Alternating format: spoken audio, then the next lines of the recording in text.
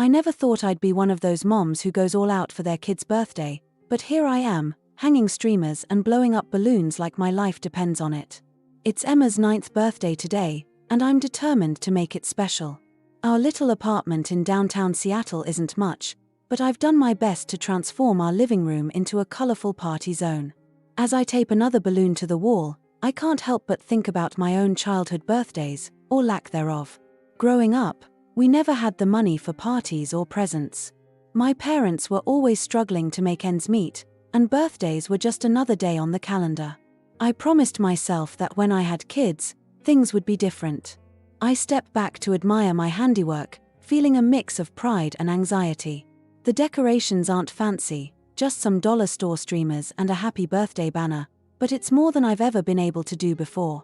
Emma's been asking for a real birthday party for the past year, and I couldn't bear to disappoint her again. The cake sits on the kitchen counter, a simple chocolate affair with Happy 9th Birthday, Emma, written in wobbly pink icing. I'm no baker, but I stayed up late last night to make it from scratch. It's not perfect, but I hope Emma will appreciate the effort. I glance at the clock and feel a flutter of nerves in my stomach. Emma's friends will be arriving soon, and there's still so much to do. I rush to the bedroom to wake her up, gently shaking her shoulder. Rise and shine, birthday girl, I say, smiling as she blinks sleepily at me. Emma's eyes widen as she remembers what day it is. She bolts upright, her messy brown hair sticking up in all directions. Is it time for my party? She asks, practically vibrating with excitement. I laugh, feeling my heart swell with love for this little ball of energy. Not quite yet, sweetie. We've got to get you dressed and ready first. Your friends will be here in an hour. As Emma scrambles out of bed, chattering a mile a minute about her expectations for the day, I feel a pang of guilt. I know this party is stretching our budget to the breaking point. I had to dip into our emergency savings to pull it off, but seeing the joy on Emma's face makes it worth it. Or at least, that's what I tell myself. While Emma gets dressed, I finish setting up the snacks, just some chips, popcorn, and fruit punch. Nothing fancy, but it'll do. I can hear Emma singing to herself in her room, some pop song she's been obsessed with lately, and I can't help but smile. The doorbell rings, and Emma comes tearing out of her room, her hair now neatly braided, a skill I've finally mastered after years of practice. They're here, she squeals, bouncing on her toes. I open the door to find Lily, Emma's best friend, standing there with her mom, Jenny. Lily's holding a brightly wrapped present, and Jenny gives me a warm smile. Happy birthday, Emma, Lily says, handing over the gift. Emma takes it reverently, her eyes wide. Thank you. Come in, come in. As the girls disappear into Emma's room, Jenny lingers in the doorway. Lisa, the place looks great, she says, her eyes taking in the decorations.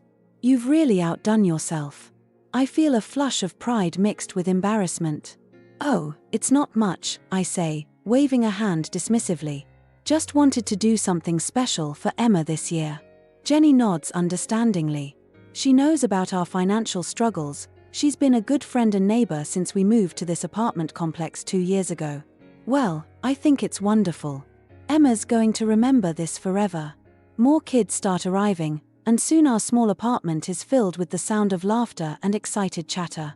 I busy myself with organizing games and handing out snacks, trying to keep everything running smoothly. It's chaotic and a bit overwhelming, but seeing Emma's face light up with each new activity makes it all worthwhile. As I'm cutting the cake, my phone buzzes in my pocket.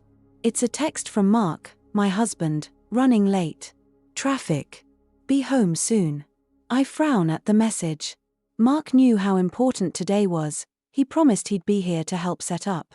But I push the thought aside. No use dwelling on it now. I've got a room full of sugar-fueled 9-year-olds to entertain. The party flies by in a blur of games, presents, and sugar highs.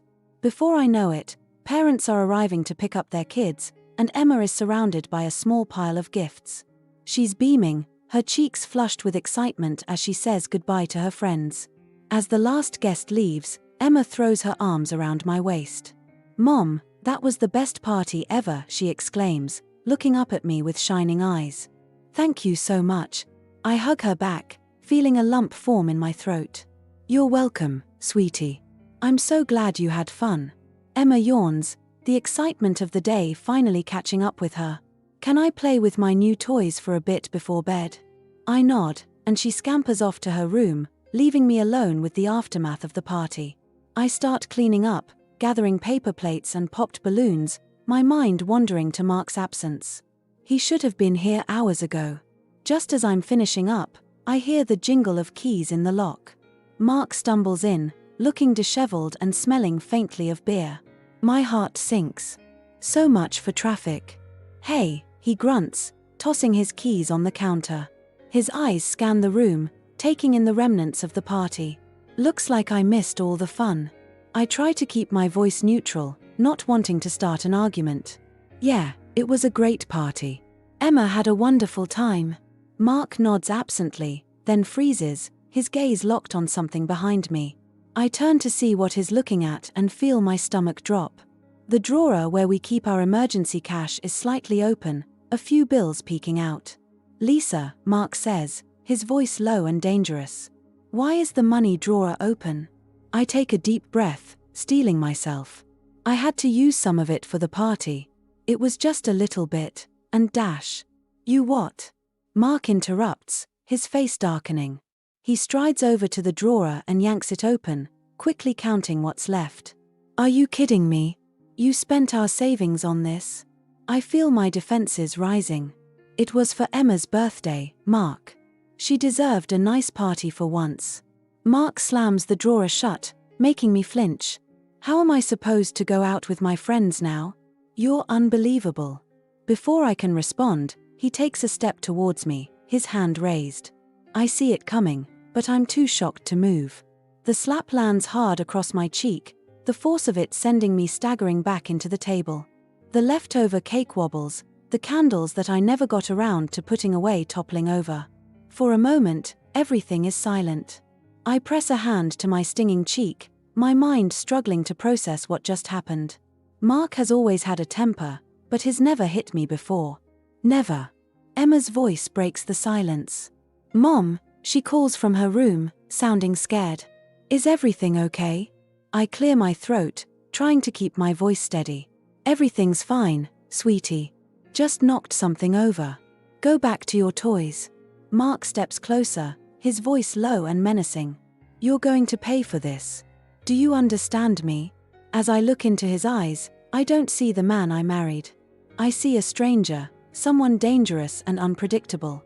And in that moment, I make a decision that will change everything. Inug. I whisper, more to myself than to him. Then, louder, enough. I reach for my phone, my hands shaking but my resolve firm. Mark's eyes widen as he realizes what I'm doing. What are you doing? He hisses. Put that down. But I'm already dialing, my heart pounding in my chest. As I raise the phone to my ear, I see a flicker of fear in Mark's eyes. Good. It's about time he felt afraid. 911, what's your emergency? A calm voice answers. I take a deep breath and begin to speak, my voice growing stronger with each word. I need help. My husband just hit me, and I'm afraid for my safety and my daughter's. As I continue talking to the operator, I watch Mark's face cycle through a range of emotions, anger, disbelief, and finally, a dawning realization of what is done. But it's too late for regrets now. The wheels are in motion, and there's no going back. Emma's birthday party may not have ended the way I imagined, but it's become a different kind of celebration. A celebration of finding my voice, of saying no to abuse, of choosing a better future for myself and my daughter. As I wait for the police to arrive, I silently vow that this is the last birthday, the last day, the last moment that will be ruined by fear and violence. From now on, we're writing a new story, one of strength, resilience, and hope. My hands are shaking so badly I can barely hold the phone. The 911 operator's voice feels like a lifeline, anchoring me to reality as the world spins around me. I've never been so scared in my life, but beneath the fear, there's a spark of something else. Determination, maybe. Or just plain old stubbornness. Are you in a safe place right now? The operator asks, her voice calm and steady. I glance at Mark, who's pacing back and forth in our small living room like a caged animal. He keeps running his hands through his hair, muttering under his breath. I've never seen him like this before. I don't know, I answer honestly. He's still here, but he's not coming near me right now. Okay, I want you to listen carefully. Officers are on their way to your location. If you can, I need you to find a safe place in your home until they arrive. Can you do that for me? I nod, then remember she can't see me. Yes, I think so. Good. Stay on the line with me, okay? You're doing great. I take a deep breath, trying to steady my nerves. The left side of my face is throbbing where Mark hit me, a constant reminder of why I'm doing this. I catch a glimpse of myself in the hallway mirror. There's already a red mark blooming on my cheek. It'll probably bruise. The thought makes me feel sick. From Emma's room, I hear a muffled sob. My heart clenches. She must have heard everything. Some birthday this turned out to be. The police are on their way, I tell Mark, my voice sounding stronger than I feel. He stops pacing and stares at me, his face a mix of anger and disbelief. What the hell is wrong with you, Lisa? He snaps. You're going to drag strangers into our home because of this? For a moment, his face softens into something that might be regret, but it's gone so quickly I'm not sure if I imagined it. Then he's grabbing his jacket from the back of the couch. If you think I'm waiting here for them, you're out of your mind. He starts toward the door, but then we both hear it, the faint wail of sirens in the distance. Mark freezes, his hand on the doorknob. I can see the tension in his shoulders, the slight tremor in his fingers. For the first time tonight, he looks scared. After a moment of indecision, he throws the jacket down and storms back into the living room. You're really doing this, he mutters, more to himself than to me. You're really going to ruin everything. I don't respond. I'm too busy counting the seconds until the police arrive, silently promising myself that this is the last time I'll ever have to be afraid in my own home. The knock on the door makes us both jump. Mark's expression changes in an instant, like he's putting on a mask. He adopts an artificially calm demeanor as he moves to answer it. Good evening, officers, he says smoothly. There must be some kind of misunderstanding. I step forward, my arms crossed tightly over my chest. There's no misunderstanding, I say, my voice shaky but determined. I called because he hit me. One of the officers, a tall woman with kind eyes, turns to me. Can you tell us what happened? As I recount the events of the evening, the birthday party, the argument over money, the slap that sent me reeling, I can see Mark's facade starting to crack. He keeps trying to interrupt, to explain away his actions, but the officers shut him down each time. Sir, please step outside with my partner, the female officer says firmly. We need to speak with both of you separately. As Mark is led outside, the officer turns back to me. Is there anyone else in the house? She asks gently. I nod, feeling tears prick at my eyes. My daughter, Emma. It's her birthday today. She's in her room. The officer's expression softens. I'm so sorry this happened on her special day. We'll need to check on her, make sure she's okay. Can you show me to her room? I lead the way down the short hallway, pausing outside Emma's closed door. I can hear her sniffling inside, and my heart breaks all over again. I knock softly. Emma, sweetie, can I come in? There's a pause, then a small voice answers, okay. I open the door to find Emma sitting on her bed, hugging her knees to her chest. Her eyes are red and puffy from crying, and she looks so small and fragile that it takes everything in me not to break down right there. Hi, Emma, the officer says gently, crouching down to Emma's eye level. My name is Officer Sarah. I'm here to help make sure you and your mom are safe. Is it okay if I ask you a few questions? Emma nods hesitantly, her eyes darting between me and the officer. As Officer Sarah talks to her, asking simple questions about what she heard and how she's feeling, I stand in the doorway, feeling like the worst mother in the world. How did I let things get to this point? Suddenly, there's a commotion from the living room. I hear raised voices, then a thud. Officer Sarah is on her feet in an instant, her hand going to her radio. Stay here, she tells us, then rushes out of the room. Emma looks at me, her eyes wide with fear. Mom, what's happening? I sit on the bed next to her, pulling her into a tight hug. I don't know, sweetie. But it's going to be okay. I promise. We sit there for what feels like hours but is probably only a few minutes. I can hear more voices now, unfamiliar ones. Then footsteps coming down the hallway. Officer Sarah appears in the doorway, her face serious. Mrs. Johnson, I need you to come with me. Your husband has had some kind of medical episode. My stomach drops. What do you mean? Is he okay? She hesitates. The paramedics are with him now.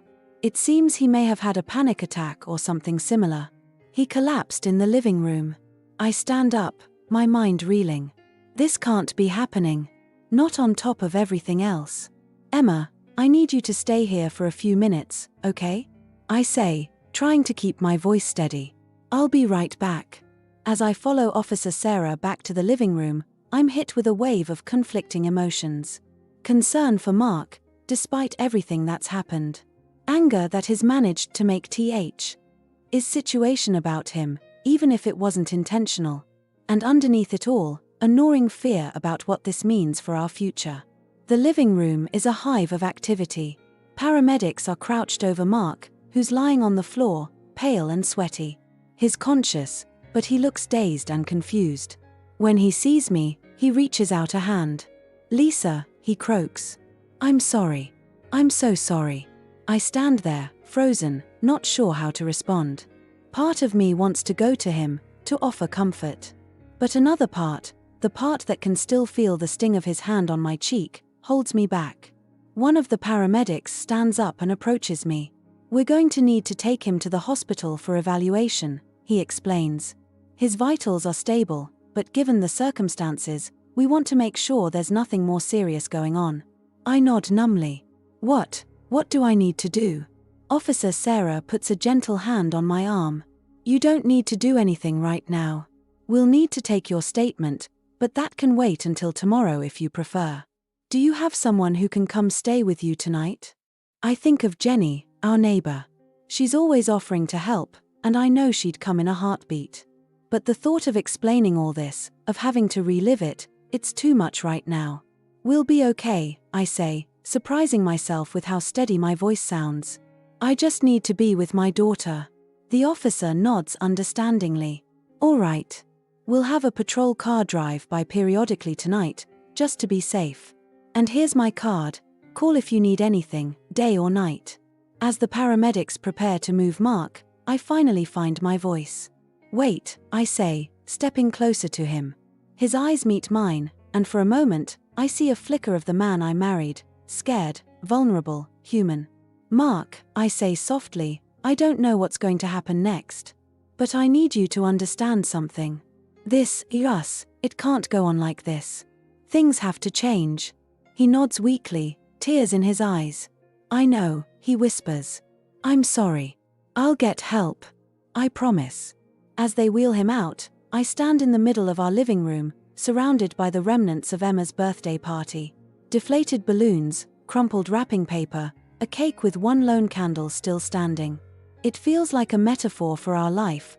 What should have been a joyous occasion turned into something broken and sad.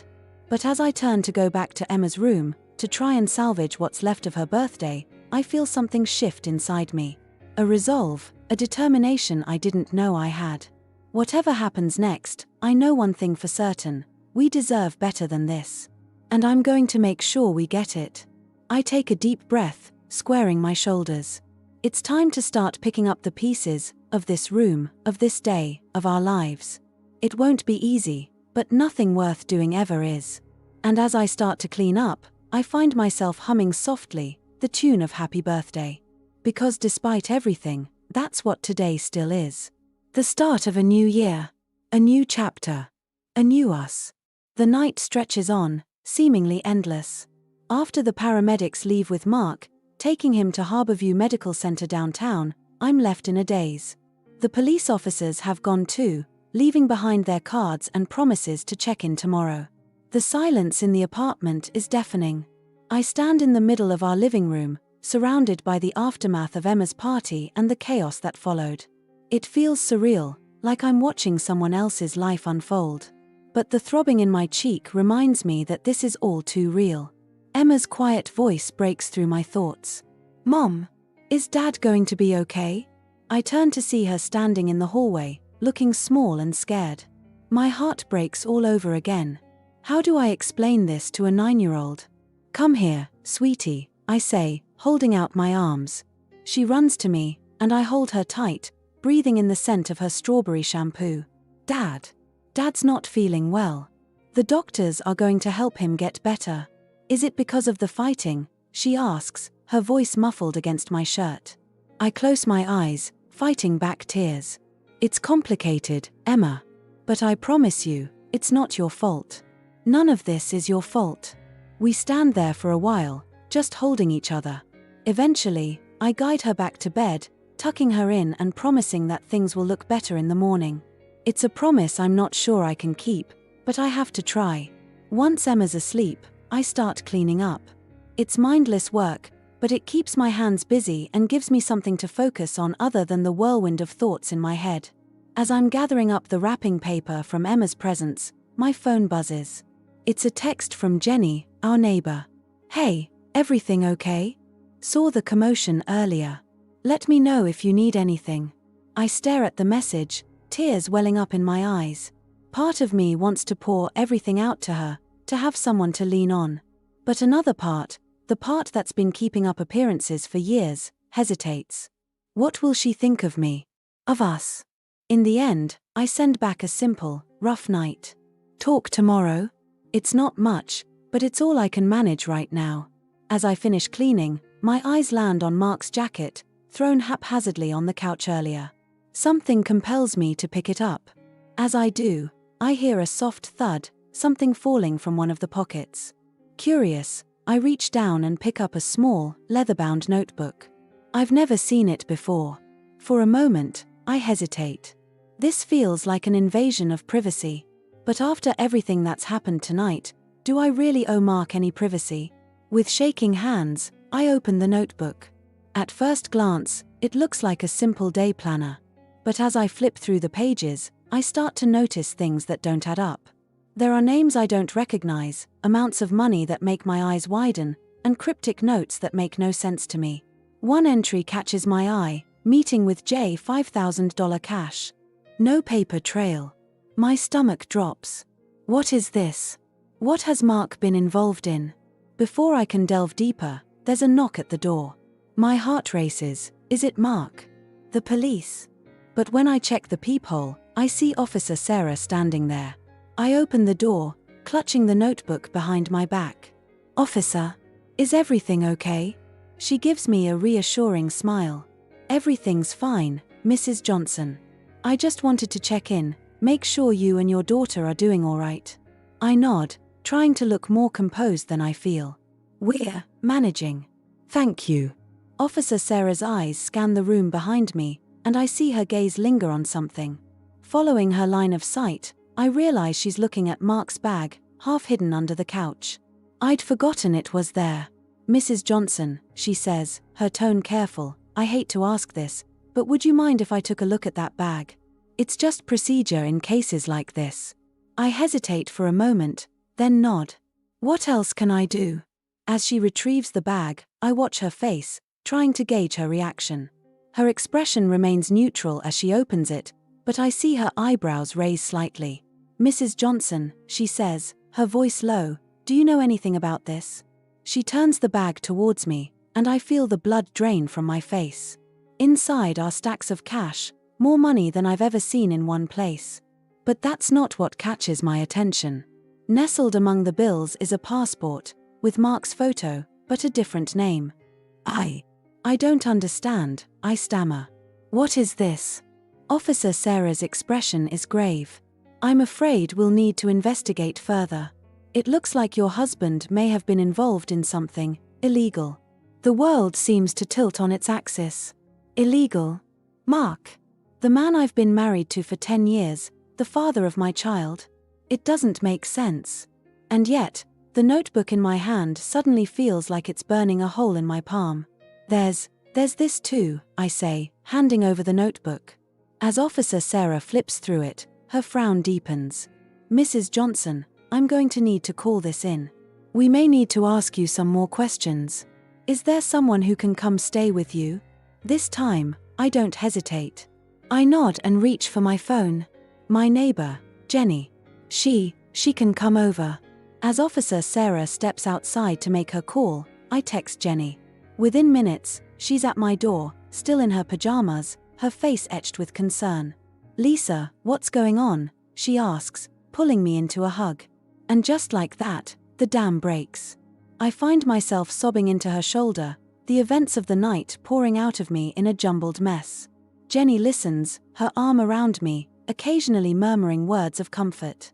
When I finally manage to pull myself together, I see that more police have arrived. They're talking in low voices with Officer Sarah, occasionally glancing my way. The notebook and the bag are being carefully placed into evidence bags. Jenny squeezes my hand.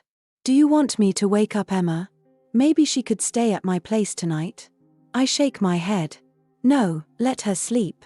I don't want to scare her more than she already is. As the night wears on, our small apartment becomes a hive of activity. More officers arrive, asking questions, taking photos, bagging items as evidence. I answer as best I can, but most of their questions leave me bewildered. It's like they're talking about a stranger, not the man I've shared my life with. Did you ever notice large sums of cash around the house? Were there frequent late-night phone calls or mysterious meetings? Did your husband ever travel for extended periods without explanation? With each question, I feel a little more of my world crumbling away. How could I have been so blind? So naive? As dawn breaks, casting a pale light through our windows, I find myself sitting on the couch, a cold cup of coffee in my hands. Jenny's dozing in the armchair, having refused to leave me alone. The police have finally gone, leaving behind a card for a detective who'll be in touch later today. I'm exhausted, but sleep feels impossible. My mind keeps replaying memories, searching for clues I might have missed. The late nights at work. The mysterious phone calls.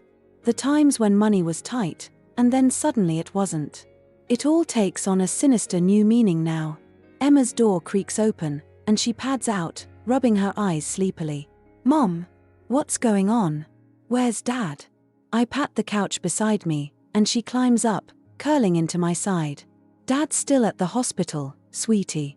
There's a lot going on right now that I don't fully understand. But I promise, as soon as I do, I'll explain everything. She nods, her small face serious. Are we going to be okay? I pull her close, pressing a kiss to the top of her head. Yes, baby. We're going to be okay. It might be tough for a while, but we're strong. We'll get through this together. As I hold my daughter, watching the sun rise over the Seattle skyline, I feel a strange mix of emotions. Fear of the unknown future ahead of us. Anger at Mark for his betrayal. Guilt for not seeing it sooner. But underneath it all, there's something else. A spark of determination. A fierce resolve to protect Emma and myself, no matter what. The world as I knew it has collapsed, but from the rubble, I'll build something new. Something stronger. It won't be easy, but nothing worth doing ever is. And as Emma and I sit there, watching a new day dawn, I make a silent promise. To myself, to my daughter, to our future. We will survive this. We will thrive. And we will never again let anyone make us feel small or afraid. The road ahead is uncertain, filled with questions I'm not sure I want the answers to. But for the first time in a long time, I feel like I'm finally waking up. The scales have fallen from my eyes, and though the truth is painful, it's also liberating. Whatever happens next, I know one thing for certain: I'm done being a passive participant in my own life. It's time to take control, to fight for the life Emma and I deserve. As if sensing my resolve, Emma squeezes my hand. I love you, Mom, she says softly. I love you too, sweetie, I reply, my voice thick with emotion. More than anything in this world. And in that moment, I know that no matter what challenges lie ahead, as long as we have each other, we'll be okay. We're survivors, Emma and I. And survivors thrive. The next few days pass in a blur of police interviews, hushed phone conversations, and sleepless nights. Emma stays with Jenny most of the time, which is a relief. I don't want her to see me like this, a mess of anxiety and confusion, trying to piece together the shattered remains of what I thought was my life.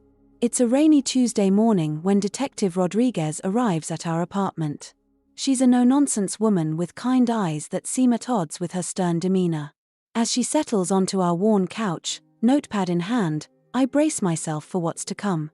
"Mrs. Johnson," she begins, her voice gentle but firm, "I know this is difficult, but I need you to tell me everything you can about your husband's activities over the past few years. Any unusual behavior, unexplained absences, sudden changes in financial situation, anything at all."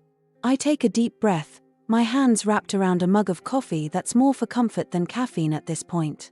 I don't even know where to start, I admit.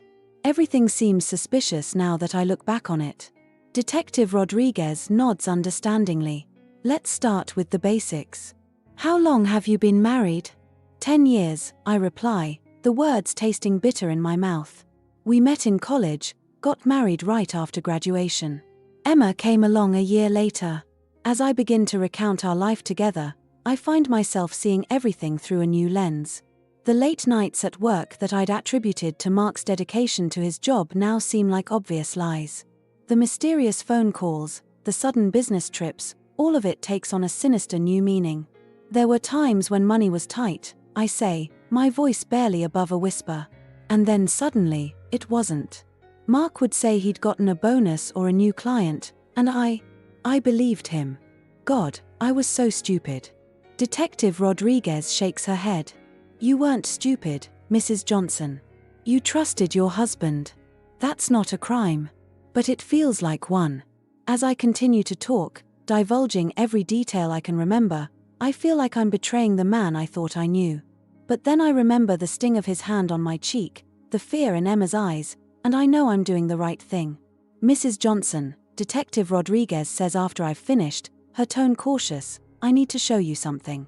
Are you up for it?" I nod, steeling myself. She pulls out a folder from her briefcase and spreads several photographs on the coffee table. My heart stops as I recognize Mark in each one, but his wit. People I've never seen before, in places I don't recognize. "These were taken over the past 6 months, she explains. "Your husband has been under investigation for some time now, as part of a larger operation." I lean in, studying the photos. In one, Mark is shaking hands with a man in an expensive suit outside a high-rise building I don't recognize.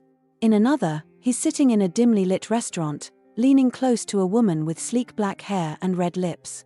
The intimacy of their posture makes my stomach churn. "Who are these people?" I ask, my voice shaking.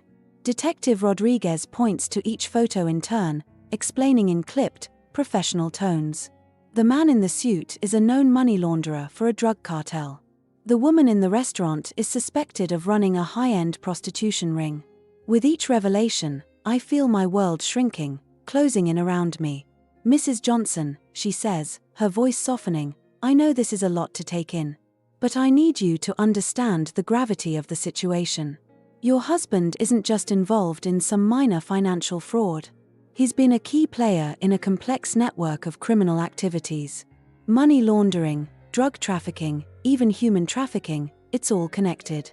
The room spins, and for a moment, I think I might be sick. Human trafficking? The man I married, the father of my child, involved in something so horrific? It doesn't seem possible. And yet, the evidence is right in front of me. I had no idea, I whisper, tears streaming down my face. How could I not have known?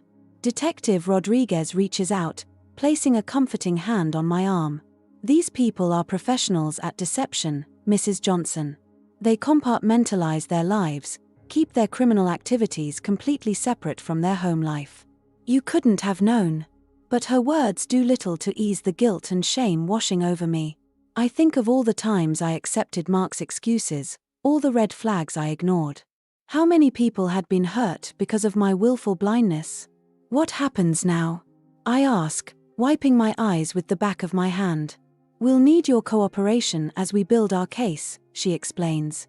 "Any information you can provide, any documents or records you might have access to, it could all be crucial evidence." I nod, a strange sense of resolve settling over me. Whatever you need. I want to help make this right. As Detective Rodriguez packs up to leave, she pauses at the door. Mrs. Johnson, I know this is overwhelming, but you should be proud of yourself. Many people in your situation would choose to look the other way, to protect themselves. You're doing the right thing. Her words stay with me long after she's gone. Am I doing the right thing? Or am I just saving my own skin? The doubt gnaws at me as I move through the apartment, seeing everything with new eyes. The furniture we bought with money that might have come from drug deals. The photos on the walls of our happy family, all built on lies. I find myself in front of the bedroom closet, staring at Mark's clothes. Without really thinking about it, I start pulling them out, tossing them onto the bed. Suits, ties, shoes, all of it feels tainted now. As I'm emptying one of the pockets, my hand closes around something small and hard. It's a key. Simple, unremarkable, but I know I've never seen it before.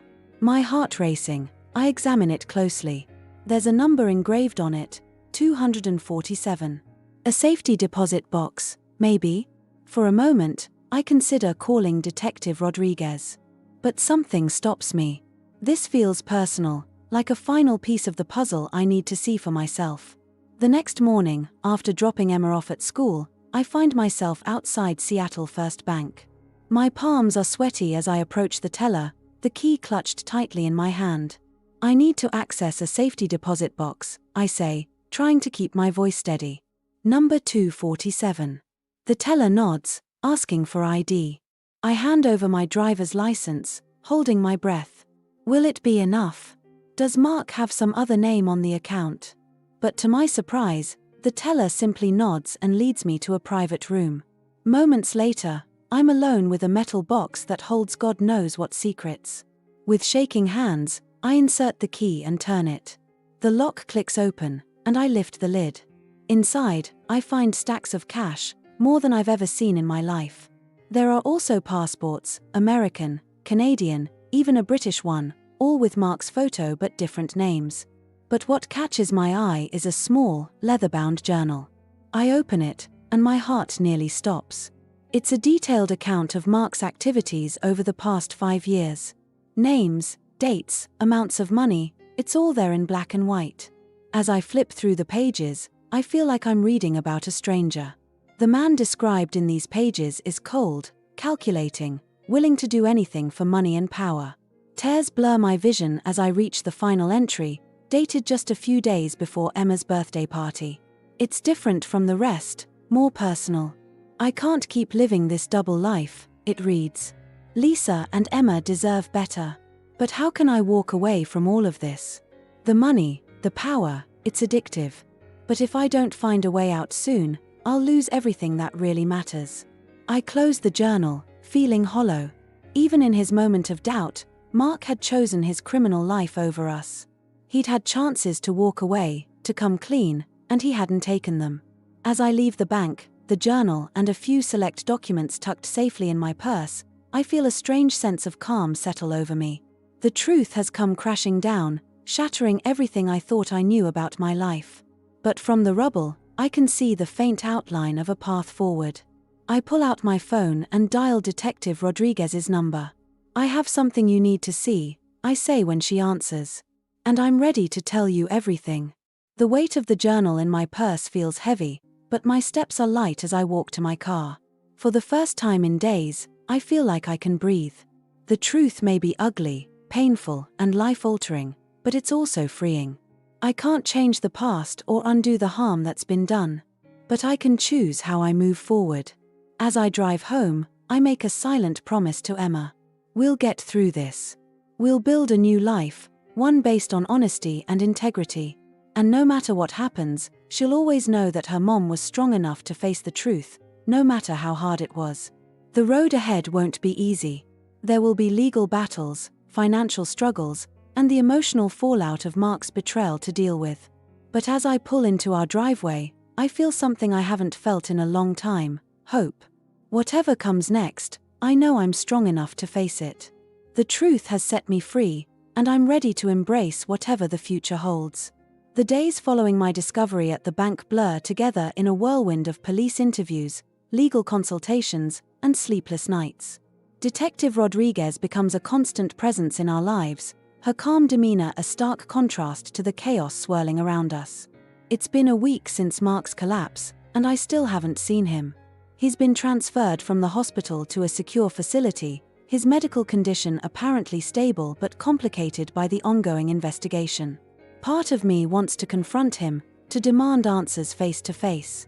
But another part, a stronger part, knows I'm not ready for that yet. Emma, Bull. SS her heart, is handling things better than I could have hoped. She's confused and hurt, of course, but she's also resilient in a way that amazes me. I've tried to be as honest with her as I can, without burdening her with the full, ugly truth. Dad did some bad things, I explained to her one night as we sat on her bed, surrounded by her stuffed animals. He made choices that hurt people, and now he has to face the consequences. Her little face scrunched up in thought. Like when I took Sarah's bracelet at school and had to sit in timeout? I couldn't help but laugh, even as my heart ached. Something like that, sweetie. But much, much bigger. As the investigation deepens, I find myself struggling to reconcile the Mark I knew with the man being revealed in police reports and witness testimonies. Detective Rodriguez keeps me updated, each new piece of information like a punch to the gut. We've linked your husband to at least 3 major drug trafficking operations, she tells me one afternoon, her voice grim. He was instrumental in laundering money through a network of shell companies and offshore accounts. I nod numbly, trying to process the information. It still feels surreal, like I'm watching a crime drama on TV rather than living it. There's more, she continues, and I brace myself. We've uncovered evidence of his involvement in a human trafficking ring. Young women brought into the country under false pretenses, forced into, well, you can imagine. I feel the bile rise in my throat. Human trafficking. It's a term I've heard on the news, always with a sense of distant horror.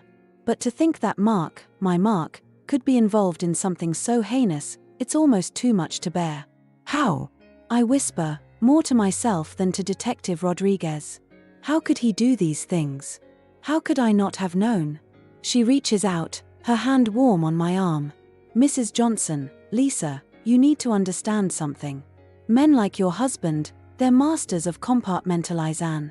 They can be loving fathers and husbands at home, and ruthless criminals in their other life. You couldn't have known. But her words do little to ease the guilt gnawing at me. I think of all the times Mark came home late, claiming he was working. Was he out destroying lives instead? How many families had been torn apart while I was blissfully unaware, making dinner and helping Emma with her homework? The investigation spreads like wildfire, consuming everything in its path. Our assets are frozen, our bank accounts scrutinized. I find myself answering questions about financial transactions I never even knew existed. The modest life we led seems to have been just the tip of an iceberg of wealth and corruption. One morning, I wake up to find our quiet street lined with news vans. Reporters shout questions as I try to take Emma to school, their cameras flashing incessantly. It's overwhelming, suffocating. Mrs. Johnson, did you know about your husband's criminal activities? How does it feel to be married to a crime lord? What do you say to the families of the victims? I hurry Emma into the car, my hand shielding her face from the cameras. As we drive away, I can see the confusion and fear in her eyes. Why are those people angry at us, Mom? She asks, her voice small. I grip the steering wheel tighter, fighting back tears. They're not angry at us, sweetie. They want to know about what happened with Dad. But it's not our job to tell them anything. The school principal is understanding when I explain the situation, promising to keep an eye on Emma and shield her from any unwanted attention. As I leave the school, I feel a moment of panic. Where do I go now? Home, with its memories and lingering police presence, feels suffocating. Work is out of the question. I've been put on indefinite leave while the investigation is ongoing. I find myself driving aimlessly, eventually ending up at a small park overlooking the Puget Sound. The grey waters stretch out before me, matching my mood. I sit on a bench, watching ferries crisscross the sound, and try to make sense of my new reality. My phone buzzes, another message from Mark's mother. She's been calling non-stop since the news broke, alternating between disbelief, anger, and pleas for me to stand by her son. I've been avoiding her calls, unsure of what to say. How do you tell someone that their child, the person they raised and loved, is capable of such terrible things? As I sit there, lost in thought, a woman approaches. She's around my age, with kind eyes and a hesitant smile. "I'm sorry to bother you," she says, "but are you Lisa Johnson?" I tense, ready for more accusations or probing questions. But her next words catch me off guard. "I just wanted to say, I'm so sorry for what you're going through. And thank you for being brave enough to come forward." She walks away before I can respond, leaving me stunned. It's the first time since this whole ordeal began that someone has approached me with kindness rather than suspicion or hunger for gossip. Her words stay with me as I drive home, a small beacon of light in the darkness that's enveloped my life. Maybe, just maybe, not everyone sees me as an accomplice or a fool. Back at home, I find Detective Rodriguez waiting for me. Her face is grim, and I brace myself for more bad news. "We've completed our initial review of the documents you provided," she says once we're seated in the living room. "Lisa, I don't know how to say this, but the extent of your husband's activities is far greater than we initially thought." She lays out a complex web of criminal enterprises, spanning multiple countries and involving millions of dollars. Mark, it seems, wasn't just a participant in these operations, he was a key architect, using his financial acumen to build intricate money laundering schemes. "We've also uncovered evidence of bribery," she continues. "Local officials, customs agents, even a judge or two. Your husband was very good at greasing the right wheels to keep his operations running smoothly." I listen in stunned silence, trying to reconcile this information with the man I thought I knew. The Mark who helped Emma with her math homework, who surprised me with flowers on our anniversary, who cried at his father's funeral. How could that man be the same person Detective Rodriguez is describing? "What happens now?" I ask, my voice barely above a whisper. "We're building a case for federal prosecution," she explains. "With the evidence we have, including your testimony and the documents you provided, we're looking at multiple life sentences." Life sentences. The words echo in my head. I think of Emma, growing up without her father. Of Mark, spending the rest of his days behind bars. It's a future I never could have imagined, and yet here we are. "There's one more thing," Detective Rodriguez says, her tone softening. "We've reason to believe that your husband's associates might try to make contact with you. They may see you as a way to get to Mark, or to recover assets we haven't yet seized." A chill runs down my spine. "Are we in danger?" She nods gravely. "We're arranging for protective custody for you and Emma. It's just a precaution, but given the scale of the operations we've uncovered, we can't take any chances." As she outlines the details of the protection plan, I feel a strange sense of calm settle over me. This is my life now. Police protection, federal investigations, a future uncertain in every way except for its complete departure from the life I thought I had. But as I think of the woman in the park, of Emma's resilience, of my own strength in coming forward, I realize something. We'll survive this. It won't be easy, and the road ahead is long and fraught with challenges. But we'll make it through. That night, as I tuck Emma into bed, she looks up at me with those big, trusting eyes. "Mom," she says, her voice serious, "are we going to be okay?" I smile, brushing a strand of hair from her forehead. "Yes, sweetie," I say, and for the first time, I truly believe it. "We're going to be just fine." As I turn out her light and head to my own room, I feel a weight lift from my shoulders. The truth about Mark has been unveiled, and while it's painful and ugly, it's also liberating. No more lies, no more secrets. From here on out, we face the world with honesty and courage. Tomorrow will bring new challenges, packing for our move to a safe house, more interviews with prosecutors, the daunting task of rebuilding our lives from scratch. But for now, in this quiet moment, I allow myself to feel a glimmer of hope. The hidden life of Mark Johnson has been exposed, but in its wake, a new life for Emma and me is just beginning to take shape.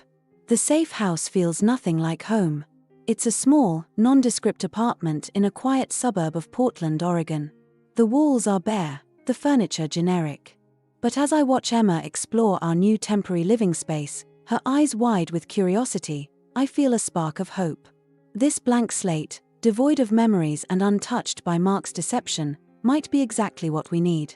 It's been 3 months since that fateful night when my world turned upside down.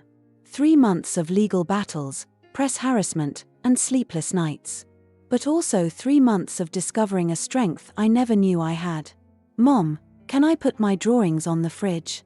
Emma asks, holding up a handful of colorful papers. I smile, feeling a warmth spread through my chest. "Of course, sweetie. This is our home now, even if it's just for a little while." As Emma busies herself with her artwork, I unpack our meager belongings. We weren't able to bring much. Most of our possessions are still tied up in the ongoing investigation. But in a way, it's liberating. A fresh start, unburdened by the weight of our past life. The next few weeks pass in a blur of adjustments and new routines. Emma starts at a new school, and I begin working remotely for a small accounting firm. It's entry-level work, far below my qualifications, but it's honest work. After years of unknowingly living off ill-gotten gains, the modest paychecks feel clean, earned. Our protective detail, a pair of no-nonsense FBI agents named Thompson and Chen, become a constant presence in our lives. They're professional and kind, especially to Emma, but their presence is a constant reminder of the danger we might still be in. "Any news?"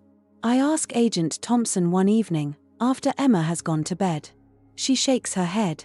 "Nothing concrete. But we have reason to believe some of your husband's former associates are still looking for assets we haven't seized. You did the right thing, staying in protective custody." I nod, a familiar mix of fear and resolve settling in my stomach. It's a feeling I've grown accustomed to over the past months. Despite the challenges, life goes on.